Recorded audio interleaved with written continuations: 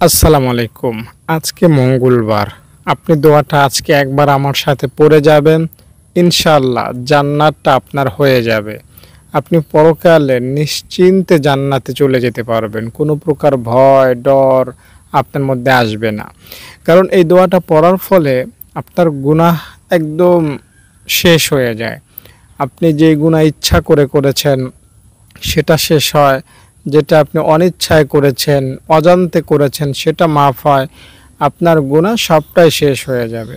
তো আজকের এই মঙ্গলবার আপনি দিল থেকে, অন্তরের গহীন থেকে আল্লাহকে স্মরণ করে আজকের এই আমলটা, এই দোয়াটা পড়ে যাবেন। ইনশাআল্লাহ আপনি অনেক লাকি হবেন, অনেক ভাগ্যবান হবেন। দেখুন, জান্নাতে যাওয়ার জন্য কোনো যোগ্যতা আমাদের নাই। জান্নাতের একটা ইটের দাম দুনিয়া বিক্রি করলেও হবে না। ওই রকমের জান্নাত আমরা পাওয়ার যোগ্যতা রাখি না। আল্লাহ তাআলা অনুগ্রহ করে, দয়া করে আমাদেরকে জান্নাত দান করবেন। আর এই দয়াটা বা অনুগ্রহটা অল্প আমল করার মাধ্যমেই আমরা পেতে পারি। যেমন একবার যদি আপনি দুরূদ পড়েন, আল্লাহুম্মা সাল্লি আলা মুহাম্মাদ ওয়া আলা আলি মুহাম্মাদ, এতে আপনার উপর আল্লাহ তাআলা 10 বার দয়া করবেন।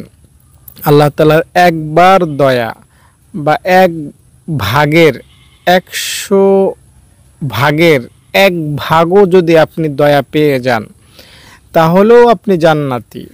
দুরূদ পড়লে, একবার দুরূদ পড়লে 10 বার রহমত করেন, দয়া করেন। যেখানে একবার দয়া পেলেই জান্নাতে যাওয়া নিশ্চিত হয়ে যায়, সেখানে 10 বার রহমত আপনি পেয়ে যাচ্ছেন।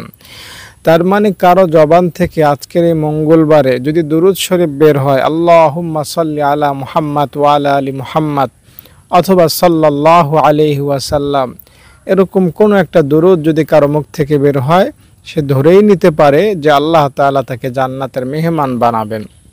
কারণ আপনি দুরূদ শরীফ পড়বেন আর আপনার দেহ আগুনে পুড়বে, জাহান্নামে পুড়বে, এটা কখনোই সম্ভব না। দুরূদ শরীফ পড়লে নিশ্চিতভাবে আপনি জান্নাত পাবেন। পানিতে হাত দিলে যেমন হাত ভিজে যায়, আগুনে হাত দিলে যেমন আগুন হাত পুড়িয়ে ফেলে, ঠিক তেমনি দুরূদ শরীফ পড়লেও আপনি নিশ্চিতভাবে জান্নাতে চলে যাবেন। এতে কোনো সন্দেহ নাই। 2 + 2 = 4 হয়। দুরূদ শরীফ এই মঙ্গলবারে দিল থেকে পড়বেন, ঠিক তেমনি আপনি জান্নাতে চলে যেতে পারবেন। কোনো রকমের সংশয় থাকবে না। তাই আল্লাহ তাআলার সামান্য দয়া যদি আপনি পেয়ে যান, জান্নাতের মেহমান আপনি হয়ে যেতে পারবেন। কিঞ্চিত দয়া, আল্লাহ তাআলা জান্নাতটা অনেক সুন্দর করে সাজিয়েছেন। এত বড় জান্নাত, এত নাজ নেয়ামতে ভরা জান্নাত, ওই জান্নাতে আমরা যদি যেতে চাই তাহলে আল্লাহকে খুশি করতে হবে। দেখুন, আল্লাহ তাআলা যদি খুশি হয়ে যান তাহলেই কেবল আপনি জান্নাতে যেতে পারবেন। যেমন একটা ঘটনা আপনাকে শোনাই। একজন লোক 500 বছর আল্লাহ তাআলার গোলামি করেছিল। 500 বছর গোলামি করে সে যখন মারা গেল, আল্লাহ তাআলা তাকে বললেন যে, বান্দা, তোমার উপর আমি খুশি, কারণ তুমি 500 বছর আমার গোলামি করেছো, যাও তুমি জান্নাতে যাও। তো ওই লোকটা তখন আল্লাহকে বলবে যে, আল্লাহ, আমি জান্নাতে যাব, আমি আমার নেকের বিনিময়ে জান্নাতে যেতে চাই, তোমার দয়ার কারণে আমি জান্নাতে যেতে চাই না। আগেকার মানুষ কিন্তু অনেক সময় বাঁচত, 1000 বছর পর্যন্ত বাঁচার রেকর্ড আছে। আমরা তো 60-70 বছরও বাঁচি না এখন। তো এই মানুষটা 500 বছর লাগাতার আল্লাহ তাআলার গোলামি করেছে এবং সে জান্নাতের ঘোষণা পেয়েছে আল্লাহ তাআলার রহমতে। কিন্তু সে বলল, না আল্লাহ, আমি তোমার রহমত দিয়ে না, আমার নেকের বিনিময়ে আমি জান্নাতে যেতে চাই। তখন আল্লাহ তাআলা তাকে বললেন, ঠিক আছে, তাহলে তোমার সাথে আমার একটা বোঝাপড়া আছে। তোমাকে যে নেয়ামত আমি দিয়েছিলাম, সে নেয়ামত এক পাল্লায় রাখো। উদাহরণস্বরূপ 2টা চোখ এক পাল্লায় রাখা হবে, আর তার 500 বছরের সমস্ত আমল এক পাল্লায় রাখা হবে। ওজন দেয়া হবে, দেখা যাবে আল্লাহ যে তাকে 2টা চোখ দিয়েছিলেন এই দুইটা চোখের মূল্য, ভ্যালু, দাম অনেক ভারী হয়ে যাবে। আর তার যে 500 বছরের আমল তা শূন্যে উড়ে যাবে। এত অ্যাকশন, এত পাওয়ার, এত ক্ষমতা আল্লাহ তাআলার নিয়ামতের। তখন আল্লাহ তাআলা বলবেন তুমি জাহান্নামে যাও, কারণ তোমার সওয়াব কম হয়ে গিয়েছে। তখন এই বান্দাটা তার ভুল বুঝতে পারবে এবং আল্লাহকে বলবে, আল্লাহ আমি আমার আমলের বিনিময়ে না, তোমার রহমতের কারণে জান্নাতে যেতে চাই। তো এই জন্য বলছি, আমরা অনেকে হয়তো নামাজ পড়ি, আবার অনেকে নামাজ পড়ি না, অনেকে রোজা রাখি না, মিথ্যা বর্জন করি, আবার অনেকে মিথ্যা বলি। তো আমরা যেই হই না কেন, যতটুকু আমলকারী হই না কেন, আমাদের উচিত, আমাদের কর্তব্য, আমাদের দায়িত্ব হলো আল্লাহ তাআলার রহমতের উপর আস্থা রাখা, আল্লাহ তাআলার রহমতের উপর বিশ্বাস রাখা, আল্লাহ তাআলার রহমতের উপর তাওয়াক্কুল রাখা। তাওয়াক্কালতু আলাল্লাহ, আপনি আল্লাহকে বিশ্বাস করবেন, ভরসা করবেন যে তিনি আপনাকে জান্নাত দিবেন, তিনি আপনাকে ক্ষমা করবেন, তিনি আপনাকে দয়া করবেন। যদি আল্লাহ তাআলার প্রতি আপনার পরিপূর্ণ আস্থা থেকে, আল্লাহ তাআলার উপর যদি আপনার পরিপূর্ণ তাওয়াক্কুল থাকে এবং আল্লাহ আপনাকে দয়া করবেন, এই বিশ্বাস আপনার অন্তরে দৃঢ়ভাবে থাকে, তো ইনশাআল্লাহ আজকের এই মঙ্গলবারের এই আমলটা করার ফলে আপনি ঠকবেন না, আপনি বিজয়ী হবেন, আপনি আল্লাহ তাআলার প্রিয় হতে পারবেন ইনশাআল্লাহ। দেখুন, জান্নাতে অনেক সহজ আমল করে আপনি যেতে পারেন। তার মধ্যে ছোট্ট একটা আমল আমি আপনাকে বলছি, তা হলো লা ইলাহা ইল্লাল্লাহ। আজকের এই মঙ্গলবারে এই লা ইলাহা ইল্লাল্লাহর জিকির দিল থেকে একবার পড়ুন। নবীজি বলেছেন, তুমি যদি লা ইলাহা ইল্লাল্লাহ ইয়াকিন সহকারে দিল থেকে একবার পাঠ করো, তো তোমার জন্য জাহান্নাম হারাম হয়ে যাবে, তুমি জান্নাতি হয়ে যাবে। আপনি দিল থেকে, অন্তরে গহীন থেকে একবার লা ইলাহা ইল্লাল্লাহ পড়লেই জান্নাতের মেহমান হয়ে যেতে পারবেন। সুবহানাল্লাহ। আরও সহজ আমল আছে। আপনি যদি আজকের এই মঙ্গলবারে দিল থেকে আল্লাহকে বলেন, আল্লাহ আমি জান্নাত চাই, আল্লাহ আমি জান্নাত চাই, আল্লাহ আমি জান্নাত চাই, এই কথাটা যদি 3 বার বলতে পারেন মন থেকে, তাহলে জান্নাত নিজে আল্লাহকে বলবে, আল্লাহ যেহেতু তোমার বান্দাটা তোমার কাছে জান্নাত চাচ্ছে, তাই তুমি তাকে জান্নাতি বানায় দাও। তো আল্লাহ তাআলা ইনশাআল্লাহ তখন আপনাকে জান্নাত হিসাবে কবুল করবেন। তাই আজকের এই মঙ্গলবারে আল্লাহ তাআলার কাছে 3 বার জান্নাত চাইবেন। দোয়াটা আপনি এভাবে বলতে পারেন, বাংলাতে বললেও হয়, তবে হাদিসে যেভাবে জান্নাত চাওয়ার কথা বলা হয়েছে সেভাবে চাইবেন। আর সেই নিয়মটা বা সেই দোয়াটা হলো, আল্লাহুম্মা ইন্নী আসআলুকাল জান্নাহ, আল্লাহুম্মা ইন্নী আসআলুকাল জান্নাহ। এই দোয়াটা 3 বার পড়বেন, দিল থেকে, ভেতর থেকে পাঠ করবেন। ইনশাআল্লাহ আল্লাহ আপনাকে জান্নাতে পৌঁছাবেন, আপনাকে আল্লাহ তাআলা জান্নাতের মালিক বানাবেন। কিয়ামতের মাঠে জান্নাতের 8টা দরজা আপনার জন্য খোলা থাকবে, ডানে বামে সামনে পেছনে সব জায়গায় আপনার জন্য জান্নাতের দরজা খোলা থাকবে। যে দরজা দিয়ে ইচ্ছা সে দরজা দিয়ে আপনি জান্নাতে প্রবেশ করতে পারবেন, ঢুকে যেতে পারবেন এবং আপনি সেখানে অনন্তকাল শান্তিতে থাকতে পারবেন। জান্নাতে একবার ঢুকে গেলে আপনার সর্দি হবে না, কাশি হবে না, অসুস্থ হবেন না, আপনার হামলা হবে না, মামলা হবে না, ভয় থাকবে না। সেখানে শুধুই সুখ আর সুখ। সেখানে এমন সুখ না যে বিরক্ত হয়ে যাবেন। আজকে যেই সুখটা আপনি সেখানে পাইলেন সেটা কালকে আপনি পাবেন না। দুনিয়ার সুখ কি? দুনিয়ার মনে করেন গরুর মাংস আপনি খাইলেন, খুব স্বাদ লাগলো, আবার কালকে যদি খান ওই একই স্বাদ, পরশু যদি খান একই স্বাদ, আর ভাল লাগে না, ঠিক না? কিন্তু জান্নাতের স্বাদটা এমন না। গরুর মাংস 10 বছর আগে যেভাবে খেয়েছেন, যতটুকু স্বাদ আপনি পেয়েছেন, এখন এই 2025 সালে গরুর মাংস খেলে ওই স্বাদটাই কিন্তু আপনি পান। স্বাদে কিন্তু কোনো কম বেশি হয় না। কিন্তু জান্নাতের সিস্টেমটা হলো এমন, 10 বছর আগে বা গতকালকে বা গত সময় যেই মাংসটা আপনি খাবেন, ওই মাংসর স্বাদ আর কখনোই থাকবে না। ওর চাইতে আরও ডাবল মজাদার হয়ে যাবে স্বাদ। যখন আপনি আবার মাংসটা খাবেন, স্যাম্পল একটা আপেল দিয়ে বুঝাই। আপনি মনে করেন আজকে মঙ্গলবার জান্নাতে চলে গেলেন এই দোয়াটা পড়ার মাধ্যমে। বিশ্বাস করেন আপনি দোয়াটা পড়ালে আল্লাহ তাআলার কাছে জান্নাত পাওয়ার আশায় দোয়াটা পড়লে তো জান্নাতে এমনিই ঢুকে গেছেন, চিন্তা নাই। তো মনে করেন আপনি জান্নাতে চলে গেছেন, একটু মনে করেন।